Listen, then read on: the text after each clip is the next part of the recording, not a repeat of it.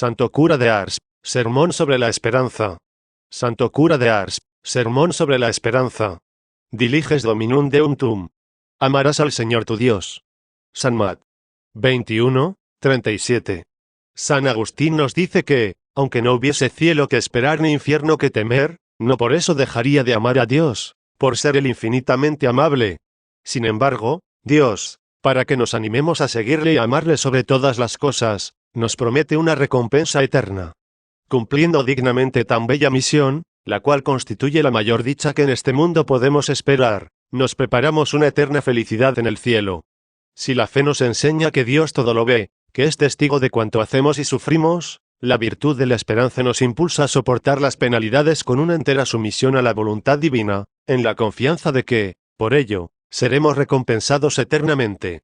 Sabemos también que esta hermosa virtud fue la que sostuvo a los mártires en sus atroces tormentos, a los solitarios en los rigores de sus penitencias, y a los santos enfermos en sus dolencias. Si la fe nos muestra a Dios presente en todas partes, la esperanza nos impulsa a realizar todo lo que consideramos agradable a Dios, con la mira de una eterna recompensa, ya que esta virtud contribuye tanto a dulcificar nuestros males. Veamos, pues, en qué consiste la bella y preciosa esperanza. Si nos es dado conocer por la fe que hay en Dios, que es nuestro Creador, nuestro Salvador y nuestro sumo bien, que nos dio el ser para que le conozcamos, le amemos, le sirvamos y lleguemos a poseerle. La esperanza nos enseña que, aunque indignos de tanta felicidad, podemos esperarla por los méritos de Jesucristo. Para lograr que nuestros actos sean dignos de recompensa, se necesitan tres cosas, a saber, la fe, que nos hace ver a Dios como presente, la esperanza, que nos hace obrar con la sola intención de agradarle, y el amor, que nos une a Él como a nuestro sumo bien. Jamás llegaremos a comprender el grado de gloria que nos proporcionará en el cielo cada acción buena, si la realizamos puramente por Dios. Ni aun los santos, que están en el cielo, llegan a comprenderlo. De lo cual vais a ver un ejemplo admirable. Leemos en la vida de San Agustín que, mientras este santo se disponía a escribir a San Jerónimo, para preguntarle qué expresiones podrían mejor servirle para hacer sentir intensamente toda la extensión y grandeza de la felicidad que los santos disfrutan en el cielo, mientras, siguiendo su costumbre, ponía en la carta la salutación, «Salud en Jesucristo nuestro Señor», quedó inundada su habitación por una luz refulgente, tan extraordinaria, que superaba en hermosura e intensidad a la del sol en su cenit, la cual luz despedía además el más delicioso de los perfumes. Quedó tan enajenado el santo, que estuvo a punto de morir de gozo. Al mismo tiempo oyó que de aquellos fulgores salía una voz que le dijo, «Mi amado Agustín, ¿me crees aún en la tierra? Gracias a Dios, estoy ya en el cielo. ¿Quieres preguntarme de qué términos hay que valerse para hacer sentir del mejor modo posible la felicidad de que gozan los santos?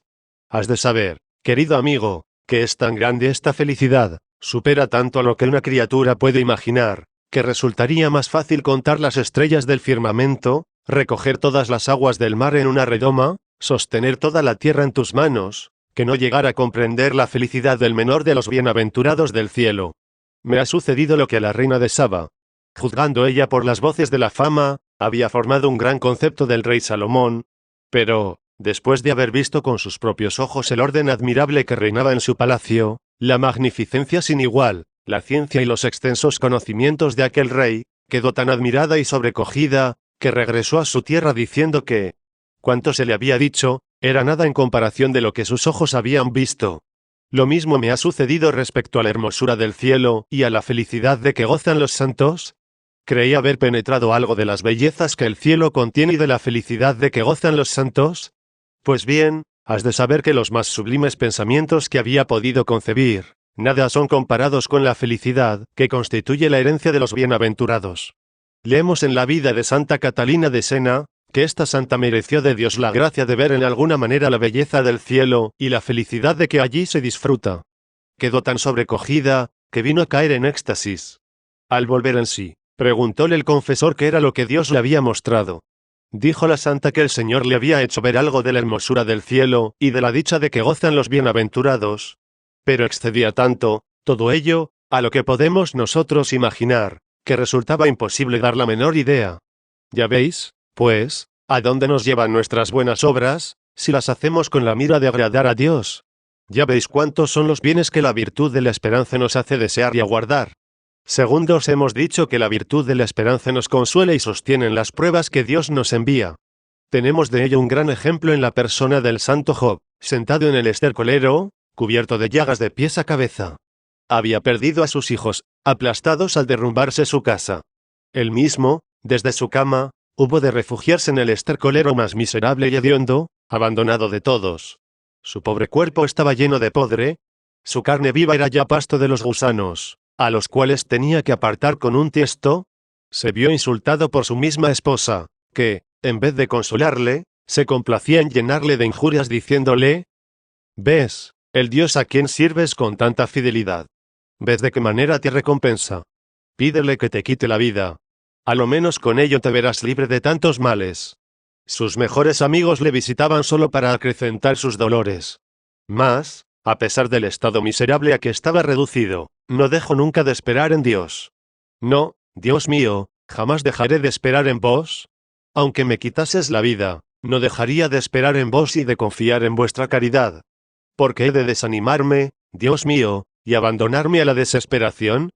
Confesar en vuestra presencia mis pecados, que son la causa de los males que padezco, y espero que seréis vos mi Salvador. Tengo la esperanza de que un día me recompensaréis por los males que ahora experimento por vuestro amor. Aquí tenéis lo que podemos llamar una verdadera esperanza. Por ella, a pesar de que el santo varón veía descargar sobre sí toda la cólera divina, no dejaba, con todo, de esperar en Dios. Sin examinar el motivo por qué sufría aquellos males sin cuento, contentábase solamente con decir que sus pecados eran la causa de todo. ¿Veis los grandes bienes que la esperanza nos procura? Todos le tienen por desgraciado. Solo él, tendido en su estercolero, abandonado de los suyos y despreciado de los demás, se siente feliz, puesto que pone en Dios toda su confianza. ¡Ah! Si en nuestras penas, en nuestras tristezas y en nuestras enfermedades, mantuviésemos siempre una tan grande confianza en Dios, ¿cuántos bienes atesoraríamos para el cielo? ¡Ay! ¡Cuán ciegos somos! Sí, en lugar de desesperarnos en nuestras penalidades, conservásemos aquella firme esperanza que junto con otros medios para merecer el cielo, nos envía Dios. ¿Con cuánta alegría sufriríamos? Pero, me diréis, ¿qué significa esta palabra, esperar? Vedlo aquí. Es suspirar por algo que ha de hacernos dichosos en la otra vida. Es el deseo de vernos libres de todos los males de este mundo. El deseo de poseer toda suerte de bienes capaces de satisfacernos plenamente. Después que Adán hubo pecado, y se vio lleno de tantas miserias, su gran consuelo era el pensar que no solo sus sufrimientos le merecerían el perdón de los pecados, sino, además, le proporcionarían los bienes del cielo. Cuánta bondad la de un Dios, al recompensar por toda una eternidad la más insignificante de nuestras obras. Mas para que merezcamos tanta dicha, quiere el Señor que depositemos en Él una gran confianza, cual la que tienen los hijos con sus padres. Por esto vemos que en muchos pasajes de la Escritura toma el nombre de Padre, a fin de inspirarnos una gran confianza. En todas nuestras penas, sean del alma, sean del cuerpo, quiere que recurramos a Él. Promete socorrernos siempre que a Él acudamos. Si toma el nombre de Padre, es para inspirarnos mayor confianza. Mirad de qué manera nos ama, por su profeta Isaías nos dice que nos lleva a todos en su seno. Es imposible que una madre olvide al hijo que lleva en sus entrañas, y aunque cometiese tal barbaridad, os digo que yo no olvidaré al que pone en mí su confianza. Is. 49, 15. Quejase de que no confiemos en el cual debiéramos, y nos advierte que no depositemos nuestra confianza en los reyes y príncipes, ya que saldrían fallidas nuestras esperanzas. PS. CXLV, 2. Y aún va más allá, pues nos amenaza con su maldición, si dejamos de confiar en él.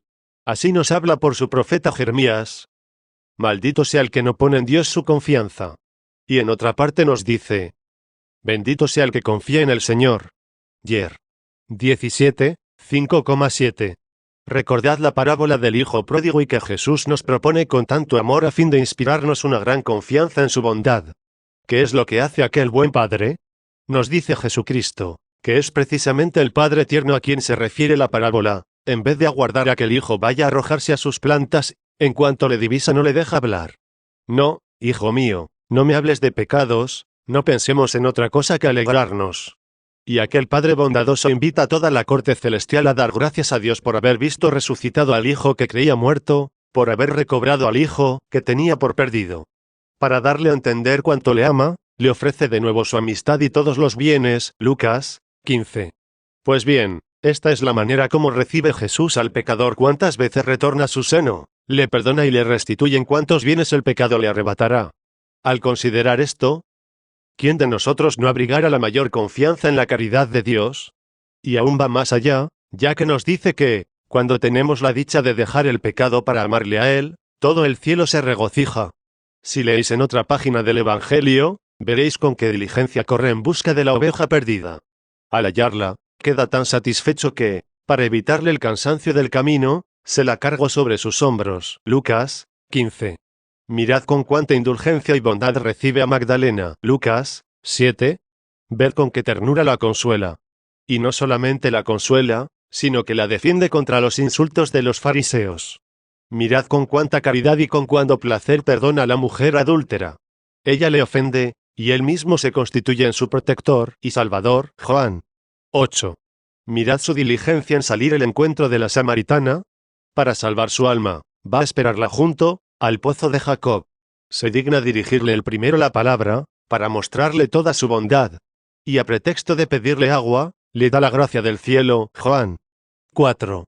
Decidme, ¿qué razones podremos aducir para excusarnos, cuando nos haga presente la bondad con que nos trató, cuando nos convenza de lo bien que habríamos sido recibidos si nos hubiésemos determinado a volver a Él, cuando nos manifieste el gozo con que nos habría perdonado y restituido su gracia?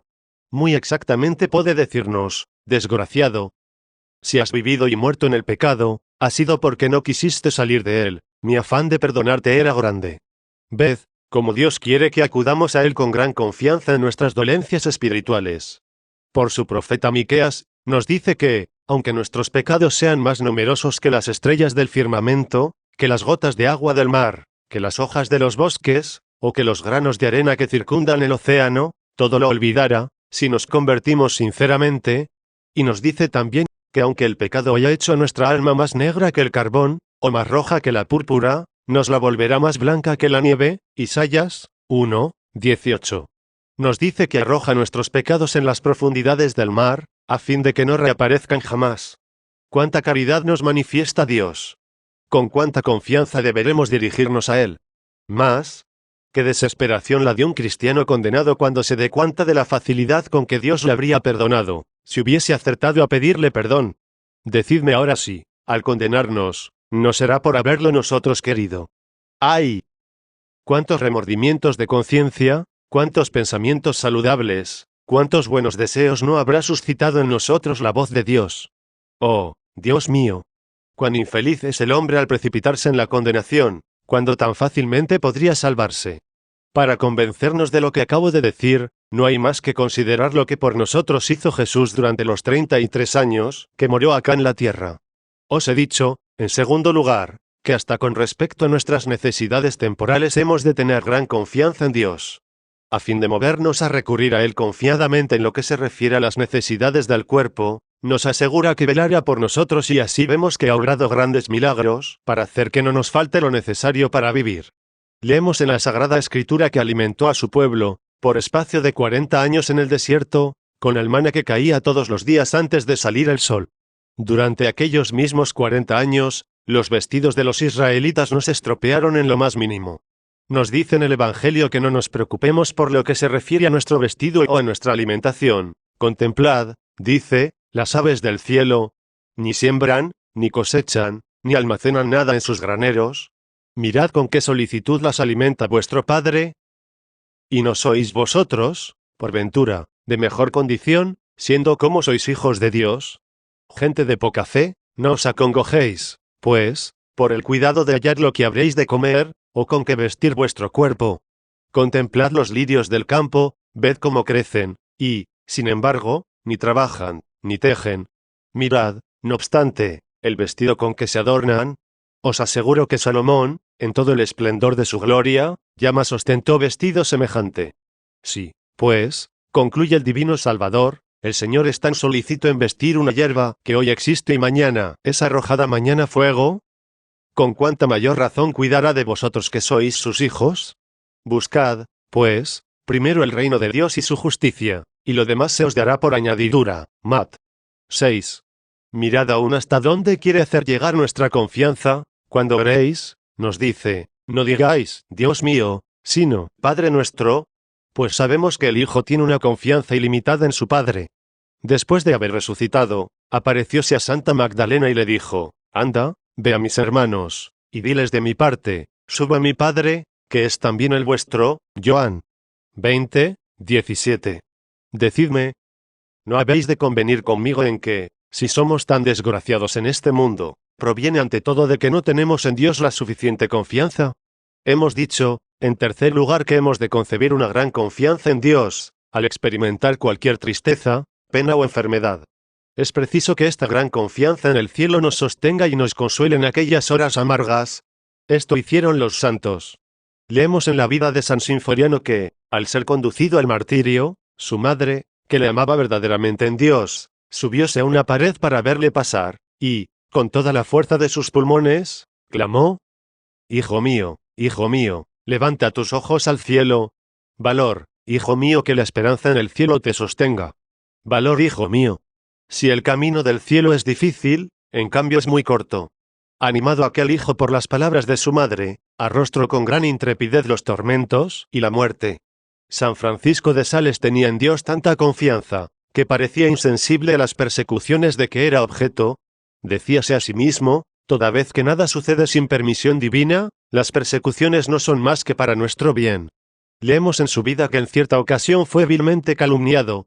A pesar de esto, ni un momento perdió su ordinaria tranquilidad.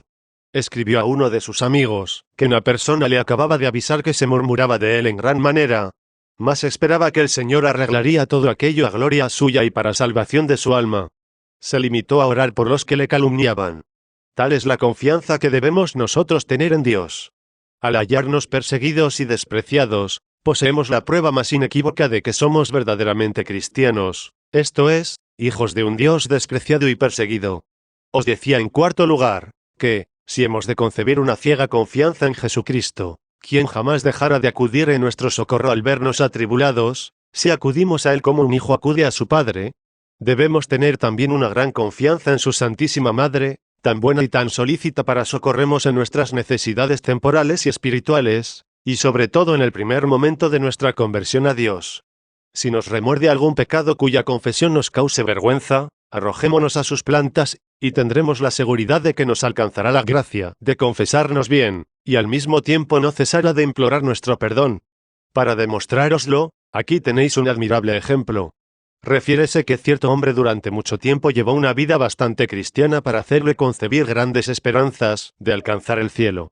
Pero el demonio, que no piensa más que en nuestra perdición, le tentó con tanta insistencia y tan a menudo, que llegó a ocasionarle una grave caída. Habiendo al instante entrado en reflexión, comprendió la enormidad de su pecado, y propuso enseguida recurrir al laudable remedio de la penitencia. Mas concibió de su pecado una vergüenza tal, que jamás pudo determinarse a confesarlo. Atormentado por los remordimientos de su conciencia, que no le dejaban descansar, tomó la resolución de arrojarse al agua para dar fin a sus días, esperando con ello dar término a sus penas.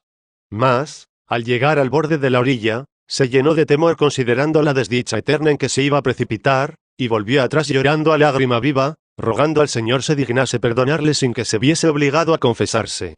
Creyó poder recobrar la paz del espíritu, visitando a muchas iglesias, orando y ejecutando duras penitencias, pero, a pesar de todas sus oraciones y penitencias, los remordimientos le perseguían a todas horas. Nuestro Señor quiso que alcanzase el perdón gracias a la protección de su Santísima Madre. Una noche, mientras estaba poseído de la mayor tristeza, se sintió decididamente impulsado a confesarse, y, siguiendo aquel impulso, se levantó muy temprano y se encaminó a la iglesia. Mas cuando estaba a punto de confesarse, sintióse más que nunca acometido de la vergüenza que le causaba su pecado, y no tuvo valor para realizar lo que la gracia de Dios le inspirara. Pasado algún tiempo tuvo otra inspiración semejante a la primera, encaminóse de nuevo a la iglesia, mas allí su buena acción quedó otra vez frustrada por la vergüenza, y, en un momento de desesperación, hizo el propósito de abandonarse a la muerte antes que declarar su pecado a un confesor. Sin embargo, le vino el pensamiento de encomendarse a la Santísima Virgen. Antes de regresar a su casa, fue a postrarse ante el altar de la Madre de Dios. Allí hizo presente a la Santísima Virgen la gran necesidad que de su auxilio tenía, y con lágrimas en los ojos la conjuró a que no le abandonase. Cuánta bondad la de la Madre de Dios, cuánta diligencia en socorrer a aquel desgraciado. Aún no se había arrodillado, cuando desaparecieron todas sus angustias. Su corazón quedó enteramente transformado, levantóse lleno de valor, fuese al encuentro de un sacerdote, al que, en medio de un río de lágrimas, confesó todos sus pecados. A medida que iba declarando sus faltas, parecíale quitarse tan gran peso de su conciencia, y después declaró que, al recibir la absolución, experimentó mayor contento que si le hubiesen regalado todo el oro del mundo. ¡Ay! ¿Cuál habría sido la desgracia de aquel pobre, si no hubiese recurrido a la Santísima Virgen? Indudablemente ahora se abrasaría en el infierno. En todas nuestras penas, sean del alma, sean del cuerpo, después de Dios, hemos de concebir una gran confianza en la Virgen María. Ved aquí otro ejemplo, el cual hará mover en vosotros una tierna confianza en la Santísima Virgen, sobre todo cuando queráis concebir grande horror al pecado. El bienaventurado San Ligorio refiere que una gran pecadora llamada Elena acertó un día a entrar en un templo, y la casualidad, o mejor la providencia, todo lo disponen bien de sus escogidos, quiso que oyese un sermón, que se estaba predicando, sobre la devoción del Santo Rosario. Quedó también impresionada con lo que el predicador decía acerca de las excelencias y saludables frutos de aquella santa devoción, que sintió deseos de poseer un rosario. Terminado el sermón, fue a comprar uno, pero durante mucho tiempo tuvo mucho cuidado en ocultarlo para que no se burlasen de ella. Comenzó a rezar cada día el rosario, más sin gusto y con poca devoción. Pasado algún tiempo, la Virgen hizo que experimentase tanta devoción y placer en aquella práctica, que no se cansaba de ella. Aquella devoción, tan agradable a la Santísima Virgen, le mereció una mirada compasiva, la cual le hizo concebir un tan grande aborrecimiento y horror de su vida pasada, que su conciencia se transformó en un infierno, y la inquietaba sin descanso noche y día. Desgarrada continuamente por sus punzantes remordimientos, no podía ya resistir a la voz interior que le presentaba el sacramento de la penitencia como el único remedio para conseguir la paz por ella tan deseada, la paz que había buscado inútilmente en todas partes. Aquella voz le decía que el sacramento de la penitencia era el único remedio a los males de su alma. Invitada por aquella inspiración, empujada y guiada por la gracia, fue a echarse a los pies del ministro del Señor, al que descubrió todas las miserias de su alma, es decir, todos sus pecados. Confesóse con tanta contrición y con tanta abundancia de lágrimas, que el sacerdote quedó admirado en gran manera, no sabiendo a qué atribuir aquel milagro de la gracia. Acabada la confesión, Elena fue a postrarse ante el altar de la Santísima Virgen, y allí, penetrada de los más vivos sentimientos de gratitud, exclamó: «Virgen Santísima, es verdad que hasta el presente he sido un monstruo. Mas vos, con el gran poder que tenéis delante de Dios, ayudadme a corregirme. Desde ahora propongo emplear el resto de mis días en hacer penitencia». Desde aquel momento, y de regreso ya a su casa, rompió para siempre los lazos de las malas compañías, que hasta entonces la habían retenido en los más abominables desórdenes. Repartió todos sus bienes a los pobres, y se entregó a todos los rigores y mortificaciones que inspirarle pudieron el amor a Dios y el remordimiento de sus pecados. Para que quedase premiada la gran confianza que aquella mujer había depositado en la Virgen María, en su última hora se le aparecieron Jesús y la Santísima Virgen, y en sus manos entregó su alma hermosa, purificada por la penitencia y las lágrimas. De manera que, después de Dios, fue a la Santísima Virgen a quien debió aquella gran penitente su salvación. Ved ahora otro ejemplo, no menos admirable, de confianza en la Virgen María, y que manifiesta cuán presta está la Santísima Virgen para ayudarnos a salir del pecado.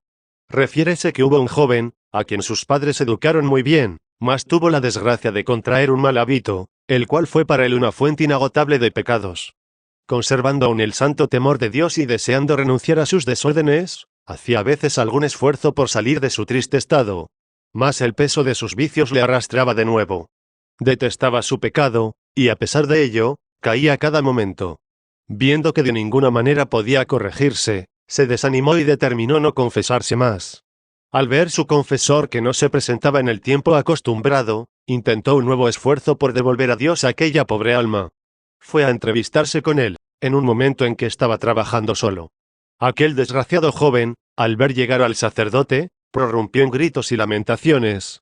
«¿Qué te pasa, amigo?», le preguntó el sacerdote. «Oh, padre. Estoy condenado», Veo muy claro que nunca podré corregirme, y he resuelto abandonarlo todo. ¿Qué es lo que dices, amigo mío? Al contrario, me consta que, si quieres hacer lo que ahora voy a indicarte, te enmendarás y alcanzarás el perdón. Ve al instante a arrojarte a los pies de la Santísima Virgen para implorarle tu conversión, y después ven a verme. El joven se fue al momento a postrarse a las plantas de la Virgen María, y, regando el suelo con sus lágrimas, le suplicó que tuviese piedad de un alma que tanta sangre costara a Jesucristo, su divino Hijo, y que el demonio iba a arrastrar al infierno. Al momento sintió nacer en su pecho una confianza tal, que a su impulso se levantó y fue a confesarse. Convirtióse sinceramente, sus malos hábitos fueron destruidos radicalmente, y sirvió a Dios durante el resto de su vida. Hemos de convenir, pues, en que, si permanecemos en pecado, es porque no queremos valernos de los medios que la religión nos ofrece, ni recurrir con confianza a nuestra bondadosa Madre, que se apiadaría de nosotros, como se ha apiadado de todos los que acudieron a ella. Os he dicho, en quinto lugar, que la virtud de la esperanza nos induce a ejecutar nuestras acciones con la única mira de agradar a Dios, y no al mundo. Hemos de comenzar a practicar tan hermosa virtud al despertarnos, ofreciendo con amor y fervor nuestro corazón a Dios, pensando en la magnitud de la recompensa que mereceremos durante el día, si todo lo que en él obramos lo hacemos solamente para agradar a Dios. Decidme, si, en todas nuestras obras, acertásemos a pensar siempre en la magnitud de la recompensa que Dios nos tiene reservada por la menor de nuestras acciones. ¿Cuáles no serían nuestros sentimientos de respeto y veneración a Dios nuestro Señor? ¿Con qué pura intención daríamos nuestras limosnas? Pero, me diréis, al dar una limosna, siempre lo hacemos por Dios y no por el mundo. Sin embargo, estamos muy satisfechos de que nos vean los demás, de que nos alaben, y hasta nos complacemos en referir nuestros actos de generosidad. En lo íntimo de nuestros corazones, nos sentimos halagados pensando en nuestras liberalidades, y nos aplaudimos a nosotros mismos. En cambio, si aquella hermosa virtud adornase nuestra alma, solo buscaríamos a Dios. Ni el mundo, ni nosotros mismos entrarían para nada. Y no es extraño que realicemos con tanta imperfección nuestras buenas obras. Es que no pensamos en la recompensa que Dios nos tiene reservada si las practicamos solo por agradarle. Al dispensar un favor a alguien que, en vez de ser agradecido, nos paga con ingratitud, si tuviésemos la hermosa virtud de la esperanza, quedaríamos satisfechos pensando que el premio que Dios nos dará será mucho mayor. Nos dice San Francisco de Sales que, si se le presentasen dos personas a pedir un favor y él solamente pudiese favorecer a una, escogería la que a su juicio hubiese de ser menos agradecida, ya que así su mérito ante Dios sería mayor. El santo rey David decía que todo lo hacía en la santa presencia de Dios, como si al momento hubiese de ver juzgada su obra y recibir la recompensa, por lo cual hacía siempre bien lo que realizaba solo por agradar a Dios. En efecto, los que están faltos de la virtud de la esperanza, todo lo hacen por el mundo, para hacerse amar o apreciar, y con ello pierden toda recompensa. Decimos que, en nuestras penas y enfermedades, hemos de concebir una gran confianza en Dios nuestro Señor. Aquí es precisamente donde Dios se complace en poner a prueba nuestra confianza. Leemos en la vida de San Elceardo que los mundanos se burlaban públicamente de su devoción, y los libertinos la tomaban como cosa de broma. Santa Delfina le dijo un día que el desprecio que hacían de su persona recaía también sobre su virtud. ¡Ay!, le respondió llorando el santo, cuando pienso en lo que Jesucristo padeció por mí, me siento tan impresionado que, aunque me quitaran los ojos, no hallaría palabras para quejarme. Fijo mi pensamiento en la grande recompensa que está preparada a los que padecen por amor de Dios. Aquí está toda mi esperanza, y lo que me sostiene en mis penas. Y ello es muy fácil de comprender. ¿Qué es, en efecto, lo que podría consolar a una persona enferma, sino la magnitud de la recompensa que Dios le tiene preparada en la otra vida? Leemos en la historia que un predicador, debiendo predicar en un hospital, escogió por asunto los sufrimientos. Expuso cómo los sufrimientos sirven para atesorar grandes méritos para el cielo, e hizo resaltar lo agradable que es a Dios una persona que sabe sufrir con paciencia. En dicho hospital había un pobre enfermo que, desde hacía muchos años estaba padeciendo mucho, pero, por desgracia, quejándose continuamente. Por lo oído en aquel sermón, comprendió el gran tesoro de bienes celestiales que había perdido y, terminado el sermón, se puso a llorar y a dar extraordinarios gemidos. Lo vio un sacerdote, y le preguntó por qué mostraba tanta tristeza, advirtiéndole que, si era porque alguien le había causado aquella pena, él era el administrador y podía hacerle justicia. Aquel infeliz contestó: «Oh, no, señor, nadie me ha hecho mal alguno, yo mismo soy quien me he dañado». «¿Cómo?», le preguntó el sacerdote. «Señor, después de sufrir tantos años, ¿cuántos bienes he perdido, con los cuales hubiera merecido el cielo si hubiese sabido llevar la enfermedad con paciencia? ¡Ay! ¡Cuán desgraciado soy! Yo me consideraba tan digno de lástima. Si hubiese comprendido la realidad de mi estado, sería la persona más feliz del mundo. ¿Cuántas personas hablarán de la misma manera a la hora de la muerte, siendo así que sus penas, sufridas con ánimo de agradar a Dios, les hubieran ganado el cielo? Ahora, en cambio, usando mal de ellas, solo sirven para su perdición. A una mujer que desde mucho tiempo se hallaba sepultada en una cama sufriendo horribles dolores, y a pesar de ello parecía estar enteramente satisfecha, habiéndosele preguntado qué era lo que la animaba a mantenerse tranquila en un estado tan digno de compasión, contestó: «Al pensar que Dios es testigo de mis sufrimientos y que por ellos me premiara por una eternidad, experimento una alegría tal, sufro con tanto placer, que no cambiaría mi situación por todos los imperios del mundo».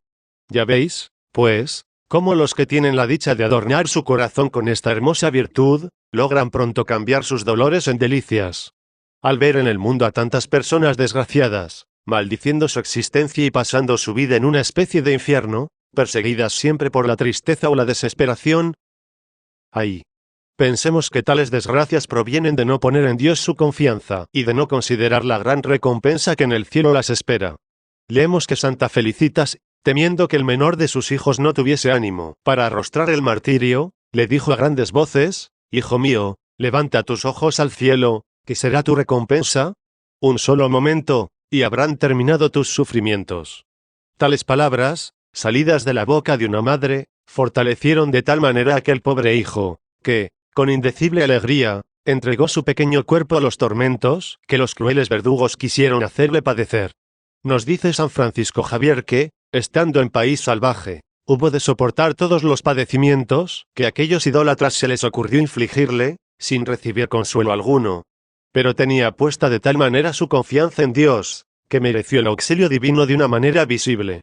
Jesucristo, para darnos a entender cuánto debemos confiar en Él y cómo hemos de pedirle siempre, sin terror alguno, todo lo que necesitemos así para el alma como para el cuerpo, nos dice en su Evangelio que un hombre fue durante la noche a pedir 3 panes a un amigo suyo, para dar de comer a un huésped recién llegado. El otro le contestó que estaban acostados él y sus hijos, y que no los incomodase. Pero el primero insistió en su petición, diciendo que carecía de pan para ofrecer a su visitante. Al fin, el otro accedió a darle lo que le queda, no porque fuese su amigo, sino para librarse de hombre tan inoportuno. De lo cual concluye Jesucristo: «Pedid y se os dará. Buscad y hallaréis, llamad y se os abrirá. Y tened la seguridad de que todo cuanto pidiereis al Padre en mi nombre, os será concedido». En sexto lugar, he de deciros que nuestra esperanza ha de ser universal, es decir, hemos de acudir a Dios en todo cuanto pueda acontecernos. Si estamos enfermos, pongamos en Él toda nuestra confianza, pues tantas dolencias curó mientras estuvo en este mundo, y, si nuestra salud ha de ser para su gloria o para la salvación de nuestra alma, podemos estar seguros de obtenerla. Y si, por el contrario, la enfermedad nos ha de ser más ventajosa, nos concederá las fuerzas necesarias para sufrirla con paciencia a fin de recompensarnos en la eternidad. Si nos hallamos en algún peligro, imitemos a los 3 niños que aquel rey hizo arrojar en el horno de Babilonia. Pusieron de tal manera su confianza en Dios que el fuego no hizo más que quemar la cuerda que los sujetaba, de modo que se paseaban en medio de la hoguera, como en un jardín de delicias. ¿Nos sentimos tentados? Confiemos en Jesucristo y no sucumbiremos. Este tierno Salvador nos mereció la victoria en nuestras tentaciones, permitiendo que el demonio le tentase a él. ¿Nos domina algún mal hábito, y tememos no poder salir de él? Confiemos únicamente en Dios, ya que Él nos ha merecido toda clase de gracias para vencer al demonio. Así lograremos hallar consuelo en las miserias, que son inseparables de nuestra vida. Mas atended a lo que nos dice San Juan Crisóstomo: para merecer tales consuelos, no hemos de dejarnos llevar de la presunción, poniéndonos voluntariamente en peligro de pecar. Nuestro Señor no nos ha prometido su gracia sino a condición de que, por nuestra parte, hagamos todo lo posible para evitar el peligro de caer. Además, hemos de procurar no abusar de la paciencia divina permaneciendo en el pecado bajo el pretexto de que Dios no dejará de perdonarnos, aunque dilatemos nuestra confesión. Mucho cuidado, ya que, mientras estamos en pecado, corremos el más serio peligro de precipitarnos en el infierno. Aparte de que, cuando hemos permanecido voluntariamente en el pecado, es muy dudoso que nuestro arrepentimiento, a la hora de la muerte, haya de obtenernos la salvación, ya que, a la hora en que espontáneamente pudimos salir del pecado permanecimos en él. Desgraciados de nosotros. ¿Cómo nos atreveremos a permanecer en pecado, cuando ni por un minuto tenemos nuestra vida asegurada? Nos dice el Señor que vendrá cuando menos lo sospechemos. Digo, pues, que si bien no hemos de abusar de la esperanza, tampoco debemos desesperar de la misericordia divina, pues es infinita. ¿Es la desesperación un pecado mayor que todos cuantos podemos haber cometido? Pues por la fe sabemos que Dios no nos ha de negar el perdón, si acudimos a Él con sinceridad.